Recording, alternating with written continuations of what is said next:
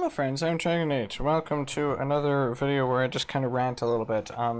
I was going through some of my files and I found this old transcript from 2020 in June, so literally 2 years ago now, that I saved because our ISP, Internet Service Provider, support technician person, said something extremely frickin' stupid, and I kind of want to talk about it a little bit. A lot of times when I'm talking to support, I can get a little bit upset. I think this is common for most people. I'm not trying to say that it's okay or anything, but I get really frustrated, and I especially get frustrated when support is stupid. So obviously it starts with the basic crap, you know, you talk to a friggin' robot and it asks you what you need help with, and then finally you get connected to an agent, they ask for more details for your account and crap. Right, we had literally just upgraded our internet, and every single time we have upgraded our internet, we always immediately get issues as soon as we friggin' upgrade.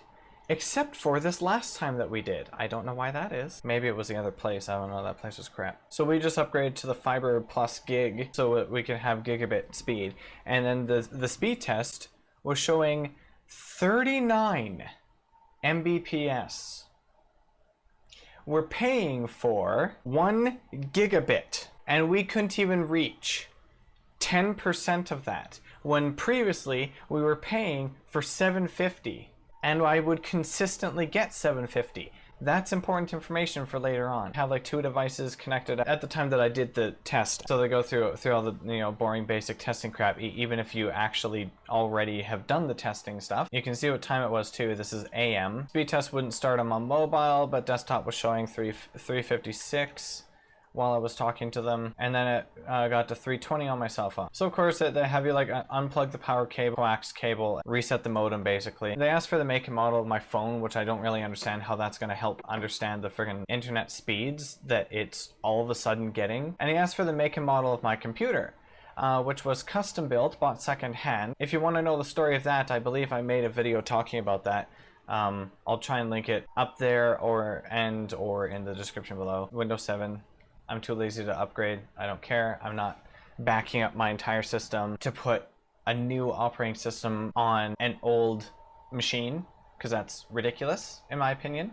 Screw that. Anyone who says otherwise, save it. I'll get Windows 10 or whatever the frick it is, Linux probably, when I buy a brand new computer, which should hopefully be soon. Had a laptop that was also Windows 7. And then he asked about a splitter. So I didn't think that there's a splitter, because to me a splitter is like a thing that, well, it splits it, right? It's not just a single connector, and I thought it was just a single connector.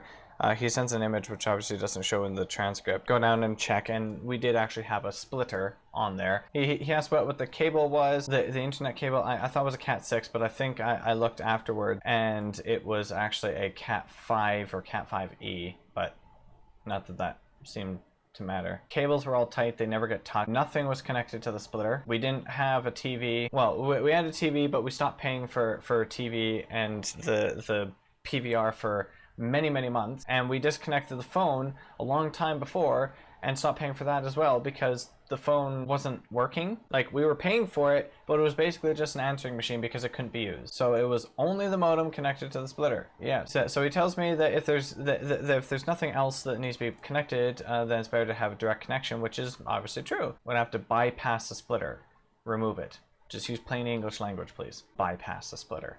It just sounds ridiculous. What is this, heart surgery? I cannot remove the splitter because that left it with 2 male cables. So coming out of the wall was a male cable end. Normally I think it's a female end coming out of the wall. So this was really strange actually. But then obviously the cables that you get is a male cable. Probably could have just gotten a female one, it would have been fine, but you know, well, it would have to be female to male end. So anyway, so we do that. The speed was like fluctuating while this is going on. And then this here is the part that pissed me off and made me think, what the hell is tech support even talking about? They don't know anything sometimes, and they sometimes treat the customer like they're an idiot or something. So he's like, I don't see any issues with the modem, as everything with it seems to be okay. And of course they see crap on their end and everything. And he goes, what I remembered is that Windows 7 is no longer supported by Microsoft, so that means the computer can't be updated, which could cause issues such as slow or intermittent connection. 390 on a Windows 7 is actually pretty good. I believe it's the computer itself that's not compatible with a faster speed. Screw you, buddy. Sorry. No, I was consistently getting 700 plus previously. It's not my freaking computer. It's not the freaking OS. Literally, as soon as we upgraded, no internet connection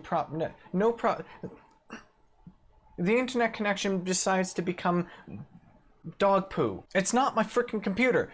Stop blaming my computer. I'm sorry. I got upset, as you can clearly tell. People tend to blame my computer for things, okay? It's not my freaking computer. I've been using this computer for 5 years. 5 years. Since 2017. That's when I got it. I've been using it for 5 frigging years, and it has been amazing, except for some of the issues that it has. One is when it completely hangs trying to put the computer to sleep. Like, everything will go black, keyboard lights and everything will turn off, monitors turn off, and there's no signal, and then I have to stand around and wait and make sure that I either hear or look at the freaking computer and see if it's actually going to sleep or not. And if the little flashing light on the front of the computer is not blinking very, very, very quickly, or basically being solid, and it's just kind of flickering a little bit of activity every now and then, like it is currently, like it is normal, then I know that it has hung and I have to go and I have to restart the computer. It wasn't until a few months ago when this happened that, when I found out that actually restarting the computer is better than shutting it down, because whenever that used to happen, I would force shut my computer down, because there's nothing else I can do. Literally pressing anything like keyboard lights turn on, but it's completely non-responsive. Doesn't matter how long I wait, nothing. It doesn't matter. So I would go and I would like press and hold the power button, and then I would disconnect it from power by turning off the UPS or unplugging from the wall directly before I had a UPS, and then turn it back on and go through the BS of you know, start Windows normally. Windows did not shut down properly. Yeah, I know it didn't. And there are a few different things that would happen when I turned it back on, and that is either it would end up having a blue screen, or it would go into a bit of a boot loop with a blue screen of death or something, and I don't remember any of the error codes, and it always goes away too soon before I can take a picture or try and memorize what the code was. It always seemed, I think the one time I got a picture of it, it was something to do with memory when I looked it up. There were a couple of times where it simply would not boot back up, and I'd have to go into the BIOS and reset which drive it booted into, because for some reason it changed that, and I don't understand. There were a few times where it would load directly into the BIOS and wouldn't let me do anything otherwise, and then all I'd have to do is leave the BIOS, but it was really annoying. Or majority of the time it would just go to the whole Windows did not shut down correctly. Start with, you know, safe mode or whatever, safe mode with networking, or just start Windows normally. And it would always load back up mostly fine, except for a couple of times.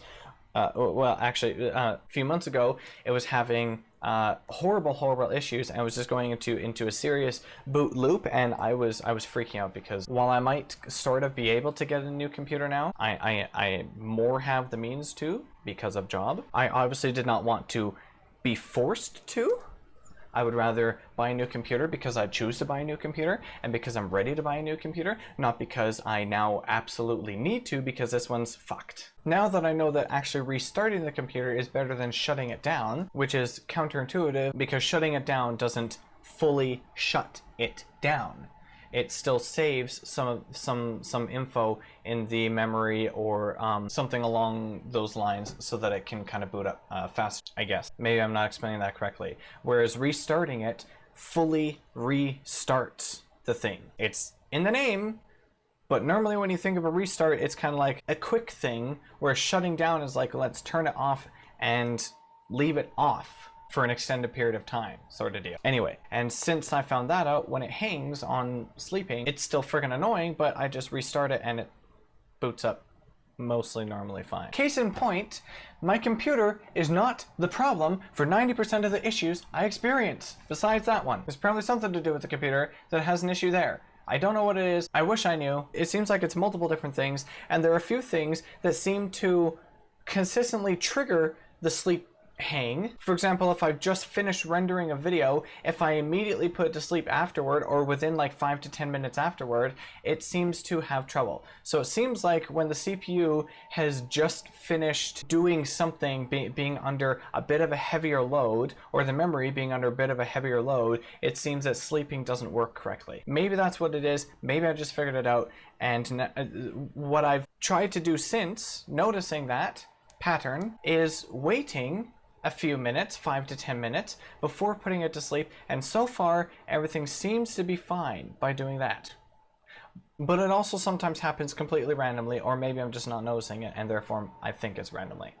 I don't know. Back to the tech support. I don't think there's anything else really specific or whatever going through here. It was just the friggin' tech support guy blaming my computer for the internet issues when I literally started by telling him that we just upgraded and just started experiencing internet problem. It's not the computer if immediately before upgrading I was getting the speed that I was paying for, or at least very close to it, which was above 700. Windows 7 is no longer supported by Microsoft, so it's not capable of getting above certain speeds. Go stuff it up your bum. It's not even the internet cable, because I didn't change that either. That old place had 5 friggin' levels to it. It was tiny, but it was tall. My room on the top floor, modem on the, mine is number 1, 2, 3, 4, then basement is 5. So I needed a cable that was like 100 feet long, which is also not very good for internet speeds. So basically this goes on for how long? For about 40 friggin' minutes. And then he passes me off to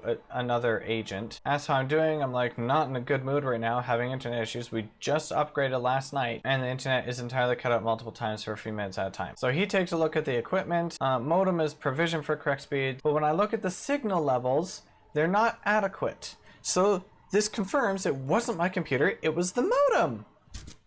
We did not have a spare splitter lying around, so he puts through a re-provision so that it gets sent, and then I can use a new splitter that it's basically just a connector rather than a splitter. Congestion at certain times of the day, but not enough to make you lose connection altogether. See, that makes sense. Not getting what it should in terms of proper signal. So between 2 to 3 business days. This is about the time when I kind of just started doing something for work that led to me getting the job I currently have now. Also, this is another little thing that I probably have mentioned before, but I tried talking to them in the past because I was wanting to see if it was worth upgrading to a higher plan at the current time. This was like a few months or about a year before this incident here, and I had asked them just via the online chat about the bitrate and bandwidth, and of course they ask for your details and everything to make sure that you have an account with them. I don't know why that's important. If I'm a new customer looking to like see if I should switch, we only have 2 friggin' companies here, 2 ISP companies that we can choose from. One has high-speed internet that they shove into your face, and they have to repeat those words over and over and over to you, and then the highest speed that they have is like 75. Oh, but it's symmetrical and you get a direct connection to your house as well, but the speeds are shit. With this company, the speeds are much greater, over 10 times as greater, but it's not necessarily a direct connection to your house. It goes kind of to a community box, and they clearly have frequent outages and crap. So we don't really have good companies to choose from, and there's only 2 of them. Fun. The guy was trying to get my details, and I'm like, I just want to know what the maximum bandwidth is for the different plan. And he argued with me, said, I can't remember exactly what he said. I kind of wish I saved it and I didn't. He didn't understand what I meant by bandwidth, and I'm like, okay, so there's speed, then you have bit rate, and then you have bandwidth, and I'm explaining what they mean by definitions that I just looked up, right? And the guy argued with me, didn't understand what I was talking about, and then goes, if you can't give me your details, then I'm forced to believe that you're not one of our customers, and therefore I'm going to have to end this chat. And it's like, if I wasn't a customer, I definitely don't want to be one now. And being that I am a customer, whether you know that or not doesn't matter, I kind of don't want to be now. Except that I said I have no choice. So I asked this guy about the bitrate and bandwidth. He goes, max bandwidth. Here we go, look at this, max bandwidth.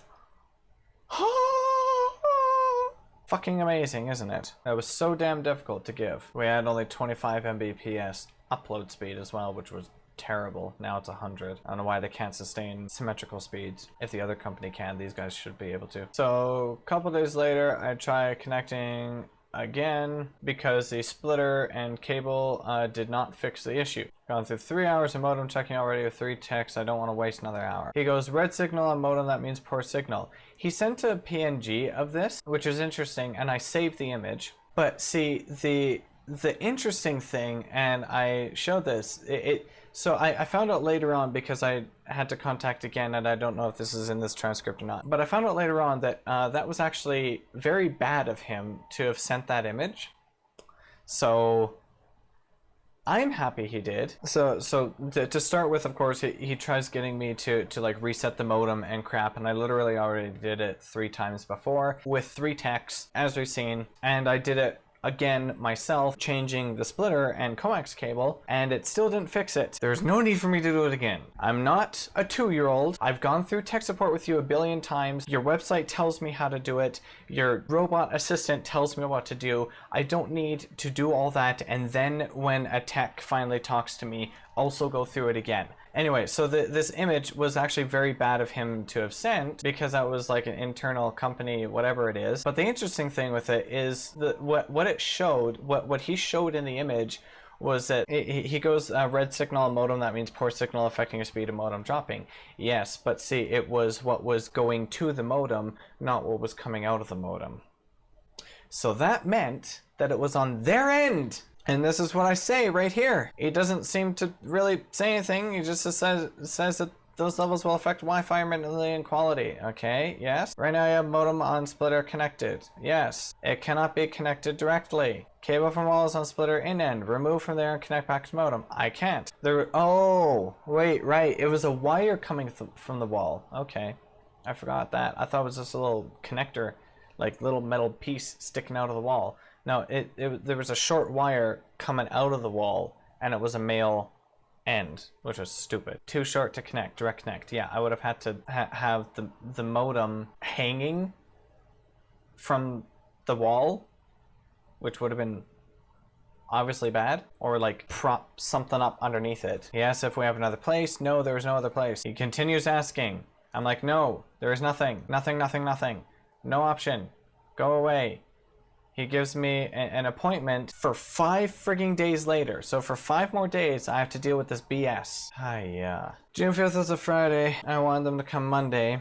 But of course I couldn't. Next available appointment was only the 10th. Whatever. And the tech isn't even going to come into the house either. So they can't even check anything inside. But that meant like another 7 friggin' days that I had to deal with this BS. And so I'm like, can I get another credit then for the loss of service? Because I need my internet for what I do. He says that already 7 days credit has been applied. Yeah, for the past week. But he agreed and applied 8 more days for the next. And I believe what we did after this is what we actually downgraded the internet again. Because the issues were not going away, they couldn't fix it and whatever, and it's just like, you know what, I don't want to fucking deal with this.